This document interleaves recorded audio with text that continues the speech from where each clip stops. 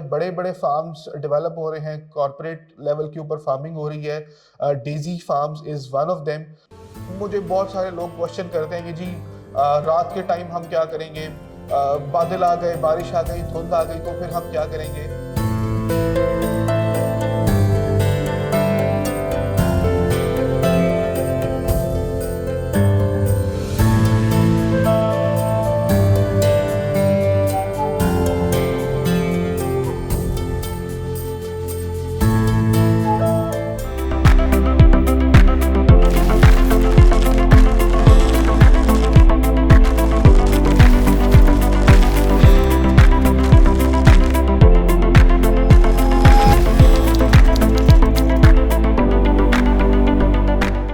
अस्सलामुअलैकुम दोस्तों, आप सबको डेज़ी फॉर्म्स में खुशामदीद।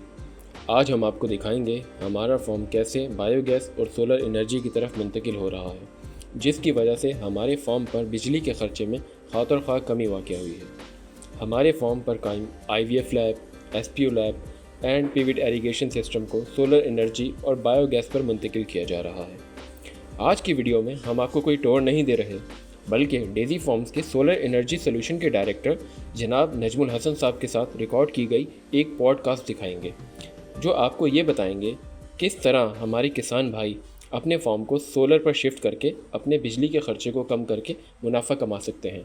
तो चलिए शुरू करते हैं। अस्सलाम वालेकुम, मैं हूं अब्दुल हफीज़ और डेज़ी के प्लेटफॉर्म से मैं आपको खुशामदीद कहता हूं। आज हम आपको सोलर के बारे में बहुत अहम मालूमात फराहम करेंगे। उस पर बात करने के लिए मेरे साथ इस टाइम मौजूद हैं सीनियर प्रोजेक्ट मैनेजर इंजीनियर नजम साहब। अस्सलाम वालेकुम नजम साहब, कैसे हैं आप? वालेकुम अस्सलाम जी, मैं बिल्कुल ठीक हूँ, आप कैसे हैं? ठीक ठाक हैं? नजम साहब, आप ये बताइएगा कि मार्केट में इस टाइम जो सोलर पैनल्स अवेलेबल हैं और उसकी जो एफिशिएंसी है सारे दिन में, वो कितना मैक्सिमम कितना से कितना काम कर सकते हैं, और क्या कोई ऐसी टेक्नोलॉजी मार्केट में अवेलेबल है कि जो रात में भी हमें बिजली प्रोवाइड कर सके? बेसिकली अगर आपको आज की टेक्नोलॉजी बतानी है तो एक छोटा सा एक रीकैप देंगे कि प्रीवियसली मार्केट कहाँ से कहाँ पे आई है। सर, इसमें बेसिकली सोलर में दो तरह के पैनल्स मौजूद होते हैं, पी टाइप और एन टाइप, जो इसका सेमीकंडक्टर सेल है। वो इस टाइम जो मार्केट में पैनल अवेलेबल है वो N type TOPCon bifacial panel ज़्यादातर देखने में आ रहा है, जो इस टाइम मार्केट में अवेलेबल है। अब होता क्या है कि सर, आपको याद होगा कि आज से कोई 10-12 साल पहले बहावलपुर में एक प्रोजेक्ट लगता है कायद-ए-आज़म सोलर पार्क के नाम से, जिसमें उस वक्त प्रोजेक्ट को कहा जाता है कि जी इसकी एफिशिएंसी 12% है। आज वो एफिशिएंसी क्लाइम करके 24% तक चली गई है, यानी डबल हो गई है। वो प्रोजेक्ट के अंदर जो पैनल्स इस्तेमाल किए गए थे, आज उससे 2 फोल्ड्स ज़्यादा एफिशिएंट पैनल्स अवेलेबल हैं। प्लस जो बायफेशियल पैनल्स हैं, ये इस तरह से डिज़ाइन किए जाते हैं कि जो लाइट इनके ऊपर डायरेक्टली सन की तरफ से आ रही होती है, वो पड़ रही होती है, उसको तो वो एनर्जी में कन्वर्ट करते हैं, साथ जो इनकी बैक साइड होती है, जो स्केटर्ड सनलाइट होती है, उसको भी वो एनर्जी में कन्वर्ट करते हैं। अब होता क्या है कि जो हमारे पास सनलाइट है, बेसिकली जो अच्छे सन आवर्स होते हैं, ख़ास तौर पे पंजाब जैसे रीजन में या सिंध के अंदर, तो वो हमारे पास सुबह 8 बजे से लेके शाम 4:30-5 बजे तक का जो टाइम है वो अवेलेबल होता है सनलाइट का। उसमें हम मैक्सिमम एफिशिएंसी गेन कर सकते हैं सोलर पैनल्स की। ये डिपेंड करता है कि सोलर की जो ओरिएंटेशन है, जो बंदा उसका डिज़ाइन कर रहा है, जो उनको लगा रहा है, वो उनको किस तरह से हर चीज़ को लेके चलता है थ्रू आउट। उस जगह का लैटिट्यूड क्या है, लॉन्गिट्यूड क्या है, एजीमुथल एंगल क्या है, जिसकी बेस पे हम उस जगह पे सोलर पैनल का एंगल डिसाइड करते हैं, जिस पे उसकी एफिशिएंसी बेस कर रही होती है। अक्सर जगह पे सुनने में आता है कि जी 7 वाली जगह पे पैनल रखा वो बहुत अच्छा चल रहा है और यहाँ पे हमारे यहाँ तो ठीक नहीं चल रहा। तो वो उसकी प्लेसमेंट के इश्यूज होते हैं, उसकी डायरेक्शन के इश्यूज होते हैं, उसकी वायरिंग के प्रॉब्लम्स होते हैं। अदरवाइज सोलर ने इस टाइम बड़ा एक सिग्निफिकेंट एनर्जी मार्केट का शेयर कैप्चर कर लिया है। बात रह गई रात को चलने वाले पैनल्स की, तो अभी तक मार्केट में इस तरह की कोई टेक्नोलॉजी अवेलेबल नहीं है। जस्ट यूट्यूब और टिकटॉक के ऊपर व्यूज़ के लिए बहुत सारी चीज़ें लोग प्रोवाइड कर देते हैं, लेकिन ताहाल अभी ऐसी चीज़ मार्केट में नहीं है। उसका हल ये होता है कि आपको बेसिकली बैटरी बैकअप पे जाना है। आप अपनी रिक्वायरमेंट और अपनी नीड को एड्रेस करेंगे कि जी मेरा इतने किलोवाट का मेरा रिक्वायरमेंट है, ओवर द नाइट मुझे इतनी पावर कंजम्पशन चाहिए, उसके लिए आप प्रॉपर बैटरी बैंक वहाँ पे लगाएंगे। जिस तरह से आपने अपने डेजी फार्म्स को, पिवट्स को, अपने अकोमोडेशन को, अपनी लैब्स को बैटरी बैकअप प्रोवाइड किया है। दिस इज द एक्चुअल वे जिसमें आप नाइट टाइम ऑपरेशंस को कंटिन्यू कर सकते हैं।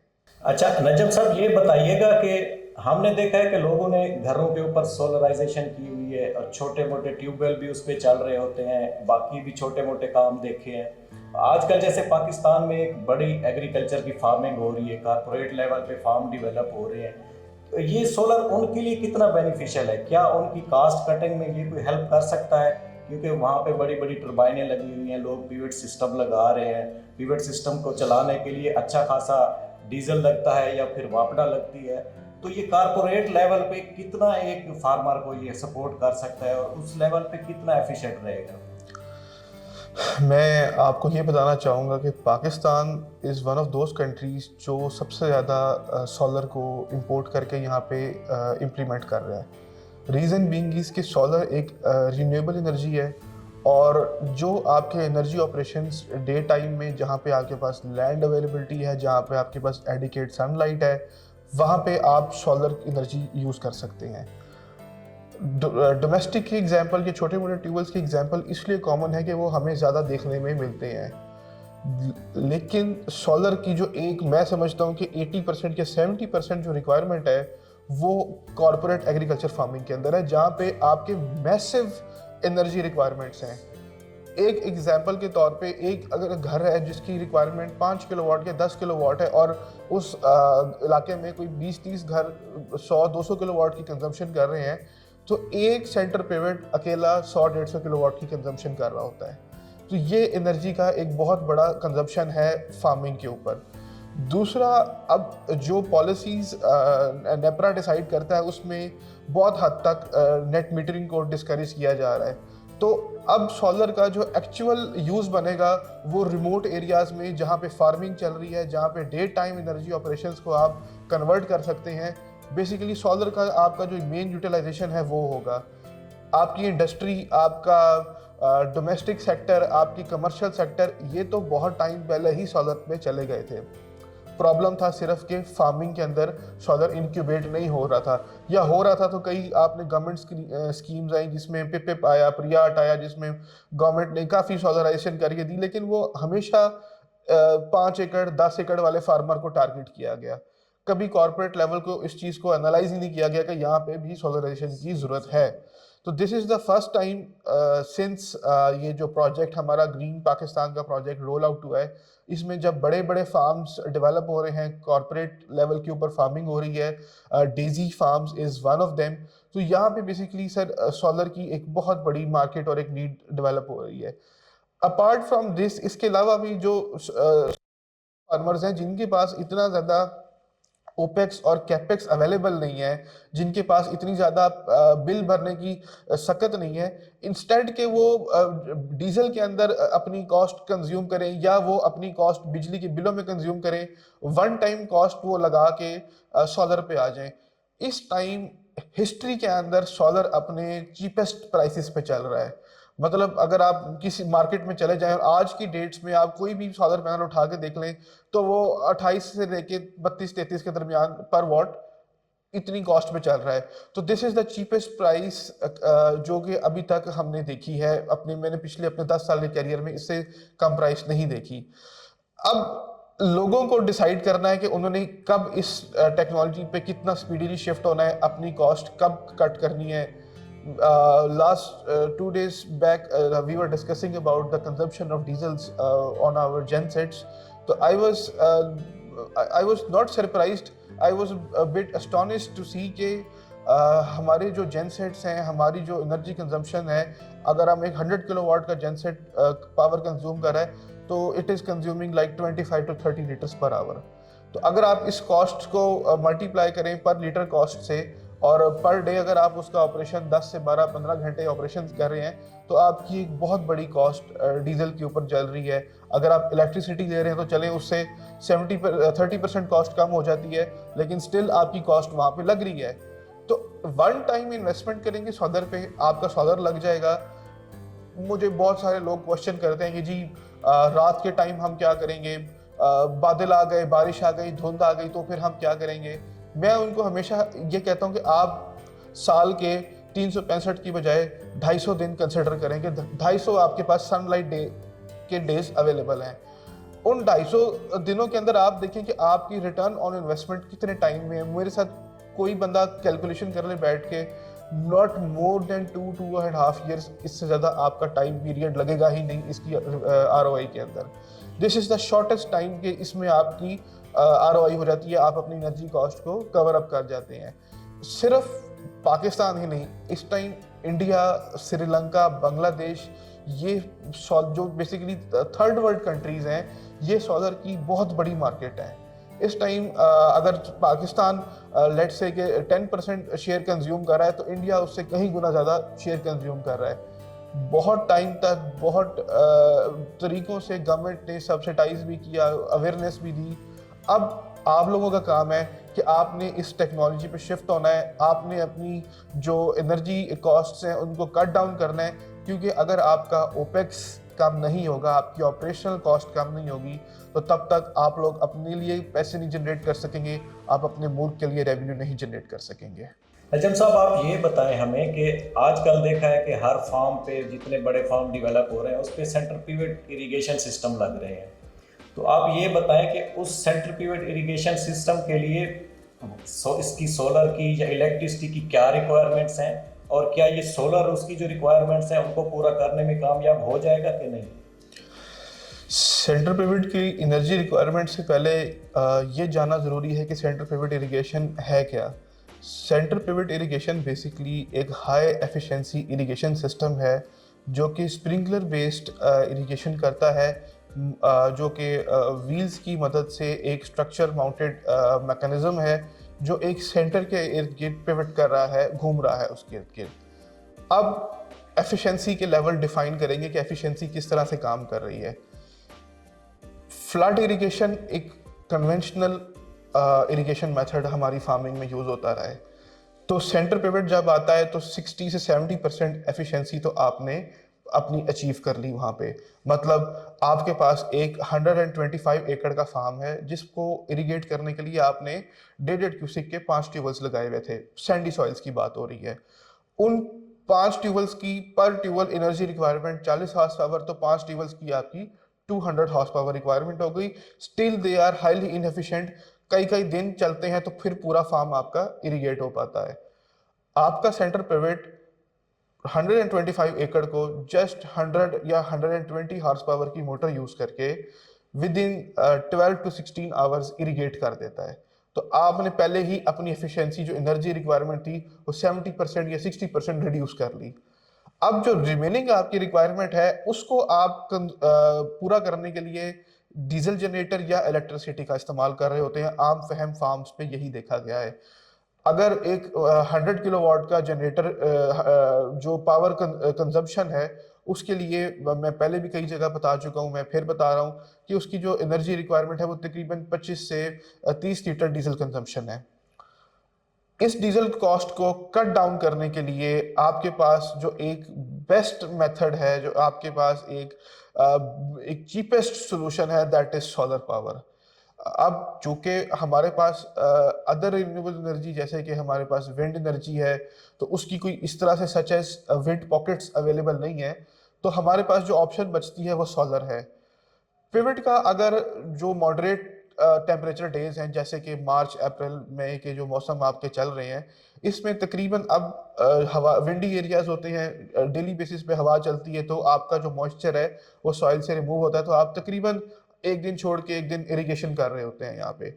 तो यहाँ पे अगर आप 10 से 12 घंटे आपकी इरिगेशन टाइम है तो उसमें 8 घंटे आप सोलर से रिड्यूस कर सकते हैं। पीछे सिर्फ आपकी रह जाएगी 2 से 4 घंटे की कॉस्ट, वो आप बैटरी बैकअप अच्छा लगा के उस कॉस्ट को भी उड़ा सकते हैं। अब ये जो सोलर पैनल्स हैं ये डिज़ाइन किए जाते हैं पिवट की रिक्वायरमेंट के हिसाब से। लेट्स से कि एक 125 एकड़ का पिवट है, दैट इज कंज्यूमिंग 120 किलोवाट्स या 110 kilowatts, area to area vary कर रहा होता है, और एक 200 एकड़ का पिवट कंज्यूम कर रहा है 150 किलोवाट। तो इसकी जो किलोवाट की जो रिक्वायरमेंट है उसकी बेस पे हम नंबर ऑफ पैनल्स डिसाइड कर रहे होते हैं। इसके लिए अगर मैं एक लेमैन की ज़ुबान में बात करूँ तो एक रूल ऑफ थंब है कि आपने जो एक्चुअल रिक्वायरमेंट है उसका 35% या 30% एक्स्ट्रा एज्यूम करना है। और अगर आपका स्ट्रक्चर जो है सोलर का वो रोटेटेबल नहीं है, मूवेबल नहीं है, फिक्स्ड है, तो आप उसको 40% एडिशनल पावर फैक्टर उसका कंज्यूम कर लें। अब अगर 100 किलोवाट आपकी या 110 किलोवाट रिक्वायरमेंट है, तो आप उसके लिए 160 किलोवाट सोलर लगा लें और ये आपके जो डे लाइट टाइम के जो ऑपरेशंस हैं उसको बहुत इजीली फुलफिल करेगा। आप इसको आपका जो वीएफडी डिवाइस, बेसिकली जो वीएफडी इन्वर्टर आपका लगा हुआ है, जो मोटर की स्पीड को, मोटर के आरपीएम्स को कंट्रोल कर रहा है, उसकी पावर को कंट्रोल कर रहा है, उसके अंदर आप अगर उसको ओपन करके देखें तो उसमें एसी इनपुट के साथ 2 डीसी इनपुट भी दिए हुए होते हैं।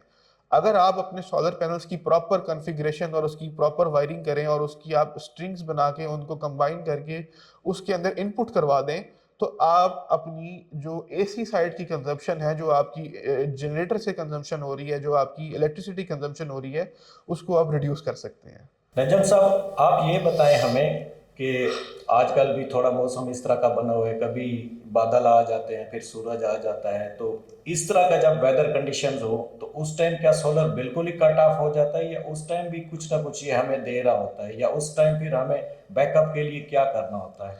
सोलर का जो कॉन्सेप्ट है ना, जो हम लोग समझते हैं या हमारे लोग समझते हैं, वो बड़ा गलत कॉन्सेप्ट है।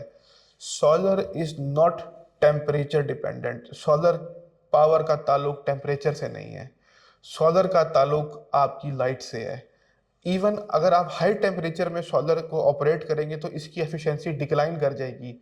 आप नोटिस करते हैं कि मार्च अप्रैल में या सितंबर अक्टूबर नवंबर में सोलर ज़्यादा एफिशिएंट है एज कंपेयर टू जून जुलाई अगस्त, जो आपके high intensive temperature time zone होता है। सोलर जो अब इस टाइम हमारे पास अवेलेबल है, यस, बादल आने से, फॉग आने से, बारिश आने से उसकी एफिशिएंसी 100% नहीं रहेगी, लेकिन 0% भी नहीं होगी। वो एफिशिएंसी आपकी नॉर्मली 50-60% तक चली जाती है। अब चूंकि अगर हम फार्मिंग की बात करें तो फार्मिंग में हम ज़्यादा जो फोकस एम्फोसाइज कर रहे हैं या सोलर का, वो इरिगेशन के ऊपर है। और इरिगेशन अगर बारिश हो रही है, प्रेसिपिटेशन है, तो आपकी कोई मैनुअल या आपको मैकेनिकल इरिगेशन करने की वहाँ पे ज़रूरत ही नहीं है। आपके पास नेचुरली इरिगेशन वहाँ पे हो रही होती है। आपका जो मॉइस्चर रिक्वायरमेंट है वो आपकी रेनफॉल कवर कर रही होती है। तो उसमें तो मोस्ट ऑफ द टाइम्स जो मानसून के पीरियड्स हैं या ऐसी पीरियड्स हैं जब आपके पास बारिशें हो रही हैं, तो आपको तो ज़रूरत ही नहीं है इस ऑपरेशन की। ऐसे टाइम्स जैसे कि आपके फॉग के पीरियड्स हैं, जो आपके धुंध के टाइम है, उसमें आपकी सोलर की एफिशिएंसी यस डिक्रीज करती है, बट नॉट इट इज़ 0%। ये अपनी 50-60% एफिशिएंसी पे काम कर रहा होता है। अब चूंकि फॉग के अंदर इतनी ज़्यादा टेम्परेचर हाई नहीं होता, तो आपका जो सॉइल है वो मॉइस्चर को रिटेन करता है लॉन्गर पीरियड के लिए कंपैरेटिवली समर से। तो आप क्या कर सकते हैं, आप अपनी इरिगेशन जो रिक्वायरमेंट है, जो आपकी इरिगेशन डेप्थ है, वो आप, अगर आपके पास एफिशिएंसी कम भी आ रही है, तो आप उसको लो इरिगेशन के ऊपर उसको ट्रीट कर सकते हैं। या अगर आपका ट्यूबवेल जो काम उसने 3 दिन में करना था, वो आप 6 दिन में कर सकते हैं, वो आप उससे इजीली मैनेजेबल है। और नॉर्मली जो पिवट्स हैं, जो पाकिस्तान में पिवट्स चल रही हैं, वो ज़्यादातर ग्रासेस को केटर करती हैं। और जो फॉग की ड्यूरेशंस हैं उसमें आपकी जो मोस्टली जो ग्रासेस हैं वो डोरमेंट हो जाती हैं, तो आपकी इरिगेशन रिक्वायरमेंट वैसे ही काफ़ी कम हो जाती है। फिर उसमें सनलाइट की पॉकेट्स भी मिल जाती हैं। It totally depends man behind the gun, कि आपका सिस्टम, आपका फार्म, आपका मैकेनिज्म सारा, आप कौन बंदा मैनेज कर रहा है, किस बंदे ने डिज़ाइन किया है। तो ये बड़ा इम्पॉर्टेंट है आपके सोलर सिस्टम के डिज़ाइन के अंदर, आपकी इरिगेशन सिस्टम के डिज़ाइन के अंदर, इस बात को मद्देनज़र रखना कि ये कौन बंदा डिज़ाइन कर रहा है और कौन बंदा इसको लॉन्गर टर्म ऑपरेशंस के लिए फिजिबल बना रहा है। तो जब भी आप फार्मिंग की तरफ जाएं या आप अपनी डोमेस्टिक रिक्वायरमेंट्स को भी कैटर करना चाहें या इंडस्ट्रियल रिक्वायरमेंट्स को भी देखना चाहें, तो उसमें हमेशा एक अच्छे ऑथेंटिक कंपनी का इंतखाब करें। एक एक्सपीरियंस्ड इंजीनियर से मशवरा करें। और अगर आपको उसकी बात ठीक लगे और आप अब तो खैर गूगल का ज़माना है और फ़ौरन गूगल हो जाती हैं चीज़ें, तो आपको अगर थोड़ी सी चीज़ों में भी मुमासलत नज़र आए तो आप उसकी तरफ चले जाएं। या फिर दूसरा तरीक़ेकार है, आप मार्केट में उसका ट्रैक रिकॉर्ड देख लें कि वो बंदा कहीं मार्केट में फ्रॉड तो नहीं करके भागा हुआ। मैं व्हाट्सएप इस्तेमाल करता हूँ, काफ़ी सालों से इस्तेमाल कर रहा हूँ, और मुझे बाज़-औक़ात एबनॉर्मल 50% लेस प्राइसेस भी आ रही होती हैं, या मुझे मार्केट से 2-2 3-3 रुपए कम प्राइसेस भी ऑफ़र हो रही होती हैं। और कभी-कभी तो जी चाहता है कि इस ऑफ़र को फ़ौरन ग्रैब कर लिया जाए, लेकिन उसके पीछे कोई ना कोई स्कैम, कोई ना कोई ट्रैप होता है। ऑथेंटिक कंपनी से काम करने का फ़ायदा ये होता है कि आपकी इन्वेस्टमेंट डूबती नहीं है। वो बेसिकली अपना जो उनका ओरिजिनल एक हलाल प्रॉफ़िट मार्जिन होता है, उसको वो लेते हैं आपसे और उसके अगेंस्ट मेक श्योर करते हैं कि आपकी इन्वेस्टमेंट सेफ रहे, आपके पैसे डूबेंगे नहीं और आपको ओरिजिनल और अच्छा प्रोडक्ट मिले। नजम साहब, ये बताएं कि ये सोलर जगह जगह जो लगे हुए हैं या लगा रहे हैं, हमें अब आप ये बताएं कि इनकी कितना लाइफ है, ये कितना अरसे के लिए चल सकते हैं। अगर कोई बंदा उस पर इन्वेस्ट करता है कि मैं पैनल्स ले लूं या उसके साथ बाकी इन्वर्टर्स होते हैं और चीज़ें होती हैं, तो ये कितने अरसे के लिए चल सकते हैं कि उसके बाद फिर पैनल बदलने पड़ते हैं, क्या करना पड़ता है, इसके बारे में आप बताएं जरा। सोलर पैनल की जो लाइफ है वो तो एक सेकंड चैप्टर है। उससे पहले आपको ये जानना ज़रूरी है कि सोलर की ग्रेडिंग होती है। मार्केट के अंदर A grade, B grade, C grade 3 category के अंदर सोलर पैनल दस्तयाब होता है, जो कि बेसिकली चाइना में जो फैक्ट्रीज़ हैं वो सेग्रीगेशन करके बेचती हैं। अब ये डिपेंड करता है कि जो उसका सेलर है वो कितना ऑथेंटिक है और वो किस तरह से पैनल को मार्केट में सेल कर रहा है। जो पैनल डेज़ी के प्लेटफ़ॉर्म से दिया जा रहा है, बेसिकली मैं पहले अगर उसके ऊपर बात करूँ, तो वो TR1 A grade solar panel है जो कि एन टाइप टेक्नोलॉजी पे बेस्ड है।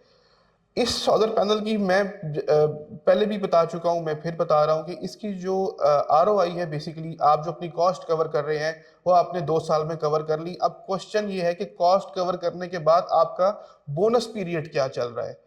तो जो मैन्युफैक्चरर TR1 और A grade solar panel produce करते हैं, वो क्लेम करते हैं कि फॉर 10 इयर्स इस पैनल की रिप्लेसमेंट वारंटी अवेलेबल है।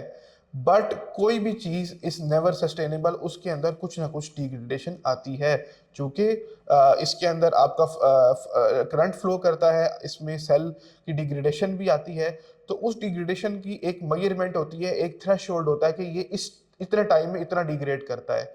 हम जो पैनल यहाँ पे प्रोवाइड कर रहे हैं, बेसिकली हम क्लेम करते हैं, जो हमारा मैन्युफैक्चरर है वो क्लेम करता है कि ये पैनल्स अगले 30 साल के बाद भी अपनी 80% एफिशिएंसी पे खड़े होंगे। और पर ईयर अगर आप आज से 2 साल पहले चले जाएं, जब पोलीपर टेक्नोलॉजी मार्केट में सेल हो रही थी, या उससे पहले पी टाइप टेक्नोलॉजी मार्केट में सेल हो रही थी, तो वो पैनल्स 1%, 2%, 2.5%, 3% तक ईयरली डिग्रेड किया करते थे। अब जो टेक्नोलॉजी इस टाइम हम मुतारिफ करवा रहे हैं, ये जो इस टाइम मार्केट में अवेलेबल है, एन टाइप टॉपकॉन टेक्नोलॉजी, ये हर साल 0.4% से ज़्यादा डिग्रेड नहीं करती है। सो इट मीन्स कि 10 सालों में 4%, 20 सालों में 8% और 30 सालों में 12% से ज़्यादा ये पैनल डिग्रेड नहीं करेगा। तो आपकी तो मेजर जो कॉस्ट है वो सेफ होगी। 20 साल बाद instead of replacing your solar panels, आप जस्ट 10% पावर बढ़ाने के लिए मजीद 10%, अगर 200 पैनल है तो 220 पैनल कर देंगे 20 साल के बाद। उस जो आपका एफिशिएंसी गैप है उसे कवर करने के लिए तो आपकी मेजर जो इन्वेस्टमेंट है वो सेफ है। आप फॉर नेक्स्ट 30 इयर्स अगर पैनल को आग ना लगे शॉर्ट सर्किट की वजह से, या वो किसी भी हेल स्टॉर्म की वजह से या किसी ह्यूमन एक्सीडेंट की वजह से वो डैमेज ना हो, तो पैनल आपका एक सेफ इन्वेस्टमेंट है। ये डैमेज नहीं होगा, ये चलेगा लॉन्ग टाइम के लिए और आपको आपकी एनर्जी रिक्वायरमेंट्स को केटर करता रहेगा। नजम साहब, ये बताएं कि अगर कोई फार्मर सोलर अपने फार्म पे लगवाना चाहता है, अगर वो डेजी को उसके लिए सेलेक्ट करता है, तो उसके लिए क्या ऑप्शन है और क्या आपके पास कोई टीम है, टेक्निकल टीम जो सर्विसेज दे सके किसी बड़े फार्मर को या छोटे फार्मर को? सर, मुझे ये बताते हुए खुशी हो रही है कि डेज़ी प्राइवेट लिमिटेड इस टाइम पाकिस्तान में पूरी तरह से सोलर ईपीसी सॉल्यूशंस प्रोवाइड कर रहा है। जो फार्मर्स अपने फार्म को सोलराइज़ करवाना चाहते हैं या अपने फार्म का कुछ जो हाई एनर्जी रिक्वायरमेंट है उसको सोलराइज़ करवाना चाहते हैं, वो डेज़ी के दिए गए नंबर पे राब्ता करेंगे और हमारी टीम उसको रिस्पॉन्ड करेगी। वो क्यूरी हमारी फॉरवर्ड होती है हमारे टेक्निकल डिपार्टमेंट को। अब डिपेंडिंग अपॉन लोकेशन हम उस फार्मर को वहाँ पे उसकी रिमोट जो सर्विसेज यूज़ करते हुए उसकी एनर्जी रिक्वायरमेंट्स पता करते हैं, उससे पूछते हैं और अगर वो हमारे नियर बाय रेडियस में हो, लाइक पंजाब या केपीके या सिंध के एरियाज़ में, वो अगर कहीं पे है फार्मर, वो कोई उसका बड़ा प्रोजेक्ट है और वो उसको सोलराइज़ करवाना चाह रहा है, तो हम उसके साथ साइट विज़िट भी प्लान कर सकते हैं। अदरवाइज़ हमारे पास नॉर्मली सारा लिटरेचर अवेलेबल है, हम उसको रिमोटली भी गाइड कर देते हैं। टेलीफोनिक हमारी टीम हर टाइम अवेलेबल होती है, हम उसको प्रॉपर गाइड करेंगे, जी ये इसका एनर्जी सोल्यूशन है। हम ना सिर्फ उसको कंसल्टेंसी देंगे बल्कि उसको complete engineering procurement construction solution EPC solution देंगे, जिसके अंदर उस फार्मर को बताएंगे कि भाई आपकी ये पैनल्स इतनी मिकदार में लगेंगी, ये स्ट्रक्चर की रिक्वायरमेंट है, ये आपके इन्वर्टर की रिक्वायरमेंट है। उसको तमाम रिक्वायरमेंट्स को एड्रेस किया जाएगा, उसको मार्केट कंपेटिटिव प्राइसेस दी जाएंगी। अब सवाल जो लोगों के जहन में होगा वो ये होगा कि भाई वाई डेजी। तो डेजी इसलिए कि डेजी ऑलरेडी मार्केट में फार्मिंग में एक बहुत बड़ा रोल मॉडल शोकेस कर चुका है। फिर डेजी के साथ जो लोग मुंसलिक हैं दे आर 100% अथेंटिक। उनका जो ट्रैक रिकॉर्ड है, उनका जो मार्केट के अंदर जो एक गुड नेम मौजूद है, इसके अलावा जो उनकी क्वालिफिकेशंस हैं, जो उनका एक्सपीरियंस है, वो टॉप नॉच है, टॉप ऑफ द लाइन है। सिर्फ सोलर में ही नहीं बल्कि जिस भी डेजी की सर्विसेज को आप उठा के देख लें तो उसके अंदर आपको मार्केट का टॉप नॉच बेस्ट बंदा नजर आएगा। आप इवन हमने अपनी एनर्जी रिक्वायरमेंट्स को सिर्फ इरिगेशन की हद तक केटर नहीं किया हुआ।